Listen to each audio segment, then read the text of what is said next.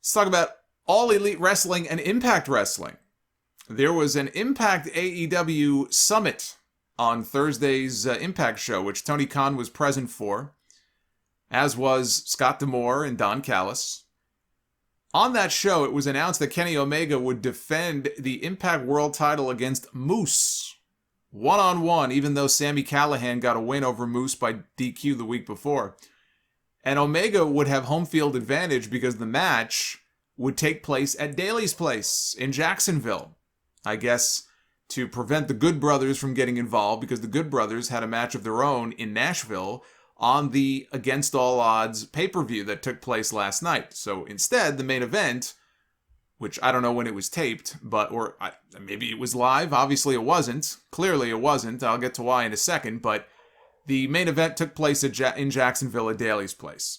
Scott D'Amore did mention, though, that Sami Callihan would get his title shot at the Impact Slammiversary pay-per-view in Nashville next month. It's on July 17th. And so last night we had Kenny Omega one-on-one at Against All Odds against Moose. The Young Bucks appeared at the end of the match. Yes, Max and Jeremy Buck made their Impact returns last night. There was a ref bump. The Bucks appeared. They super kicked Moose.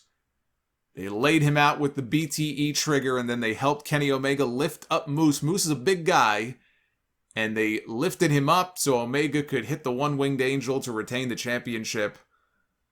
And so Kenny Omega, to the surprise of no one, retains his title. You know, Omega is said to really be hurting right now. He's dealing with multiple nagging injuries. You could see the cupping marks all over his back and his shoulder. So I have a feeling he may be shedding some of those belts sooner than later if he's really that hurt and he needs time off. I'm surprised that he hasn't had to take time off yet. If you remember the end of last year when he won the world title, there was talk that he was working through a partially torn labrum in his shoulder. Now, I don't know if the labrum is still one of those injuries that's there or if that's healed up on its own. He was going to forego surgery. But clearly he is hurting, and he is going to have to take some time off soon. But he retains the Impact World title, holds on to that for at least a little bit longer. But, yeah, I mentioned before not knowing if this match was, you know, when it was taped or if it was live or not. Sami Callihan was in the opener of the pay-per-view last night. It was him and Tommy Dreamer getting a win over the Good Brothers. I guess it gave Callihan enough time to travel, him being in the opener, travel from Nashville all the way to Jacksonville via rocket. Because after the match was over between Omega and Moose, the lights went out, and there's Sami Callihan in Jacksonville. And he attacked the Young Bucks with a baseball bat. He grabbed a chair. Don Callis was doing commentary with Tony Schiavone and Scott D'Amore. He was very angry about seeing Callihan, and he fired him. Because in storyline, Don Callis is still an executive in Impact, even though in real life he is no longer. He fired Sami Callihan. And this angered Scott D'Amore, and he was arguing with Callis through the tunnel all the way to the back. And that's how the pay-per-view went off the air last night, with Sami Callihan shouting bullshit. He is now, quote-unquote, fired from Impact Wrestling. Now, that could go a whole bunch of different ways. He's obviously going to get an Impact World title match next month, so I'm sure he'll quickly be rehired, probably by Scott D'Amore. Maybe in storyline, they will fire Don Callis. And then they'll rehire Sami Callihan. Maybe Tony Khan in storyline will hire Sami Callihan and bring him in for a few appearances on TNT. There's a bunch of different ways they could go with this. But they are now building to Kenny Omega one-on-one with Sami Callihan at Slammiversary next month. After signing a deal with New Japan and making his AEW debut in the Casino Battle Royal at Double or Nothing, Lio Rush was in the news this week when he suddenly announced his retirement from the ring at the age of 26. He wrote a long post that I will not repeat because it is very long, but he wrote a long post on Instagram revealing that he was injured in that match. He separated the AC joint in his shoulder, and he talked about the effect that it's been having on his everyday life with his family at home, and he had this sort of, eureka moment, this revelation where he didn't want to go through this anymore. He did some soul searching, and he decided that it's best to step away and pursue other interests. You know, he's done music. I'm assuming he'll go more into his music. He said once he's all healed up, though, he will be back in the ring to fulfill his contractual obligations for New Japan. So, you know, I guess my question there would be, how long is that contract for? If he signed, let's say, a 2-year deal, I guess he'll have to unretire and then retire again when his deal is up. How many contractual obligations with them does he have exactly? He didn't say. But he just signed that contract in the last, I think, couple of months. But he'll be back. He'll be back. He's 26 years old. He's already teased retirement once before, after he left WWE. Guaranteed this guy's going to be back. This is not the last of Lio Rush in a wrestling ring, even after he fulfills his contractual obligations with New Japan. I guarantee it. He'll take a break. Maybe he'll even go away for a while. But I guarantee you, we will see Lio Rush back in the ring. He will be unretiring before long. And in case you were wondering, with Rush and Mark Henry debuting on the same night at Double or Nothing and being in the same building together, if they spoke to one another, because last year, remember, Mark Henry threatened to sue Lio Rush for defamation over comments that Lio Rush made about him when he was talking about his time in WWE. And they did indeed speak. They had what Rush said was a very in-depth conversation to hash things out, and he was looking forward to the future. This was before he announced his retirement. Speaking of the world's strongest man, Mark Henry was on Renee Paquette's Oral Sessions podcast. And brace yourselves, diehards. He had some criticism to offer, constructive criticism about the AEW product. Now, before the steam comes out of your ears, just listen to what he had to say here. Hat tip to Fightful for the transcript. We have to work on the social media aspect of what's going out and what's being portrayed, that you want to be an example of what people see. AEW is more brash and has more of an adult feel, but you have to counterbalance that. You have to do stuff in the community and with live events where you can give back to the city and be an example instead of a problem. Wrestling-wise, I want everyone to watch the matches before them because there is a repetition thing. Someone will do a tope, and the next match will have 2 topes, and the next will have 3. Stop trying to outdo what you saw before and find something else to do. Repetition is a pet peeve of mine, and I feel you're not watching the product if you go do something and someone else did the same thing. I love the Bucks doing super kicks. Why are there 3 matches on the card where someone does a super kick before them? If that was me, I would be upset about that. He is absolutely right in everything that he said.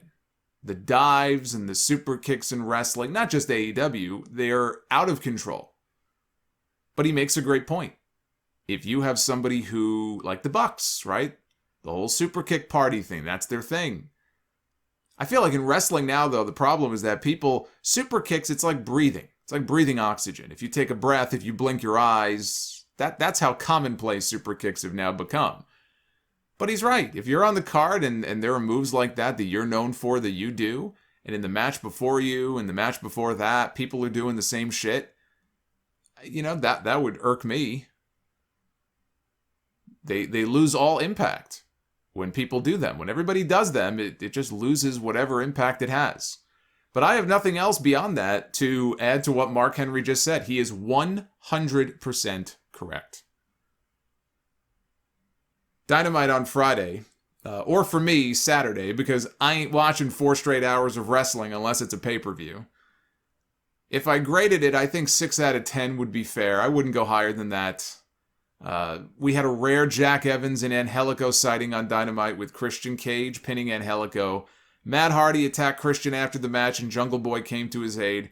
Can't say that I'm a fan of Hardy and Christian being paired off as old foes. We've seen this before, but I do want to see more of Christian in the ring with people like Angelico and people that I've never seen him work with before. Cody Rhodes all week was hyping up another one of his special announcements, which was that next week he will be tagging with Brock No, not that Brock. Brock Anderson, the son of Arn Anderson. No paternity test needed. You just take one look at this kid and you can tell who the father is. Brock was out there looking like he was dressed for a family barbecue. They're going to be wrestling QT Marshall and Aaron Solo on next week's show. QT said that when they go back out on the road, he wants a full house to see him literally whip Cody's ass. He challenged him to a South Beach strap match on the July 7th Dynamite in Miami. Cody wanted to do the match right now. QT pulled off his belt and instead he whipped Arn Anderson with it, right in the back. So Brock tackled him and officials broke it up. Eddie Kingston down a partner with Jon Moxley out on baby watch. I think Renee should be popping any day now. Eddie Kingston tagged with his best friend, or I guess former best friend, Penta, and Pac. I guess the Pentagon pairing with Alex Abrahantes is done, which is too bad because I thought it worked. They beat Brandon Cutler and the Young Bucks. Of course, Cutler took the fall. It's the only reason he was in that match to begin with. We heard from the Pinnacle for the first time since Stadium Stampede. Harwood and Wheeler called out Santana and Ortiz. Sean Spears called Sammy Guevara a glorified indie wrestler and isn't finished with him. Wardlow said Jake Hager is obsessed with him. He accepted Hager's challenge to an MMA cage fight next week.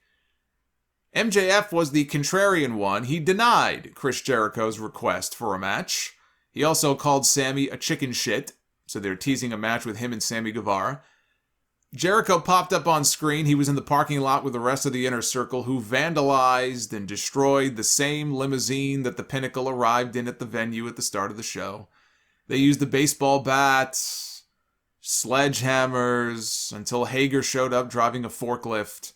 He rammed it into the side of the limo, lifted it up off the ground, lowered it back down.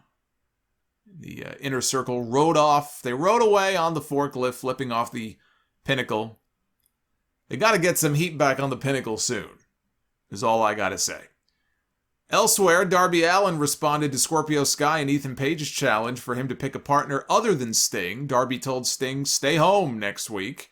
He's going to go into this match alone in a handicap match, 1-on-2. Sting said, well, if that's what you want, I'll stay home. I wish Tony Khan had told Sting to stay home a few times after he debuted instead of putting him on TV every week. Now here's what I want. Here's what I want this Friday. I want a split screen of Sting, while this match is going on, of Sting at home in his lazy boy, with his makeup on, feet up, beer in his hand, watching TNT. Maybe a little bag of Cheetos. Or at least a Photoshop. Someone's got to get on that for me. Miro successfully defended the TNT title against Evil Uno. They aired a nice little video package before the match and an Evil Uno promo talking about Brody Lee being TNT champion and how much it would mean for him to hold that same title.